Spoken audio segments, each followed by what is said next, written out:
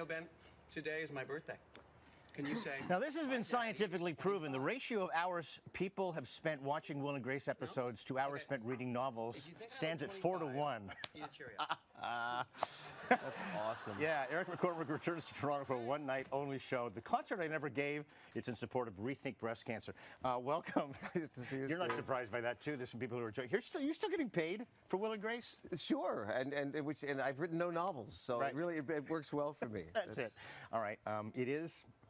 I'm hoping it's not your legacy in that there's so much life and there's so much other things that have gone on in your career, but you're okay with that being the legacy. When people, you're not mad at me because I brought up Will and Grace. No, it's one of those shows that, I mean, the moment I accepted it, I thought this will be on my tombstone, and that's good. That's a good thing. This is my. Was there a downside to Will and Grace? I mean, the fact that it was so successful and kind of being etched that way, you know what I mean? When it was over, there was certainly a period of time where it was hard to convince certain people that I could not necessarily be a gay lawyer, you know, and that comes with anything. It really comes with the territory. Television is pervasive. It gets in your head, and so the audience has to work harder too to imagine me as somebody else. People would say it's a blessing and a curse. Mostly blessing. At the very same time. Yeah. All right, so tell us about the concert that's coming up. This is, it's incredibly exciting that it's here, because this is about the concerts that I gave in my bedroom from the age of 13 to 19. You probably missed them. But I was there in full Alice Cooper. Was anybody else Freddie watching? Mercury. Yeah, thousands of people were watching. Gotcha. In my head. Gotcha. So this is a chance to actually do it and sing some of those songs and tell some of the stories that have happened, particularly a lot of Will and Grace stories, in a fun concert setting. Now you have top of the mark players with you. Oh yeah, and I brought my musical director with me, Lauren Gold, who plays keyboards with The Who. So automatically, this isn't. Somebody said, "What musical theater songs are you doing?" And I said, "None. This is rock and roll." I got The Who's keyboard player. I got Tyler Stewart from Bare Naked Ladies playing drums. Yeah. Murray Foster from Great Big Seas on bass, and my friend Neil Chapman's playing guitar. So it's a really great band.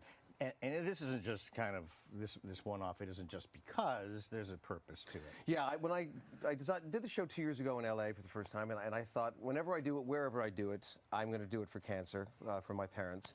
So in Toronto, we're benefiting Rethink Breast Cancer, which is this really great 21st century charity. These young women are really trying to rethink it for young women, for our sisters and our daughters, and how we can attack it in a more modern way. That's beautiful. So how did that come together here in Toronto? The reason I'm saying is, are you up here visiting and you go? No, I just once I'd done it in LA, there's a little part of me that went, great, I've done that, and the other part of me thought, no, this is a thing. This is a really fun evening. People loved the stories and the songs were really fun, and so I just thought, if I'm going to do it anywhere, I've got to do it here. And what's fun is that a lot of the LA shows were describing to an LA audience what a Scarborough upbringing is, and here I don't have to. And the jokes, all of a sudden, there's a lot of new jokes that only a Toronto audience will really appreciate. Now, I'm saying, like only a Toronto audience would get.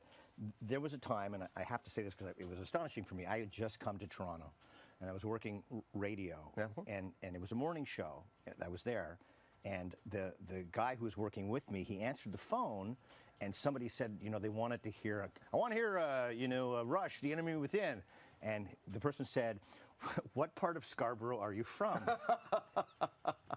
So did you, like as if the corner was different, like different regions, did you find that growing up? I think so. I mean, when I hear like The Weeknd talk about Scarborough, I'm like, man, I'm from Agincourt. I don't know what you're talking about, but yeah, I think there's... Excuse me, the sophisticated Agincourt. Those Scarborough. Exactly right. Oh yeah, very different. I don't know if you remember though. I mean, when you were first getting into radio, I was an intern at Chum for a summer, and I watched you one day. It was only one day I think I worked a Steve Anthony shift, but it was very exciting. I'm behind the glass watching you like that. And, scared? Scared and excited. And you're not the only one. There you go. You've recovered though? I'm okay. Look at you now. I know. Excuse me. Look at you now. You're welcome for all of that. For all the Chum interns out there, there's hope. Okay, so this is at the Winter Garden Theatre. Tomorrow night, 8 o'clock, a concert I never gave, except for 2,000 times in my bedroom.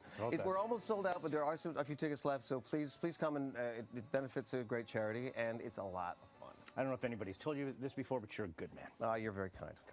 No one has told me that before. Well, I'm saying it. I had to get up early in the morning, but it was worth it, Steve. It was. To hear that from you. Glad you got here. All right. There you go. Ticket prices that we should know about, or does it not matter? Ticket prices is sort of 75 to 125, depending on how charitable you feel. Yeah, that's right. And how close you want to sit. That's right. Thank you. My pleasure. Good to have you here.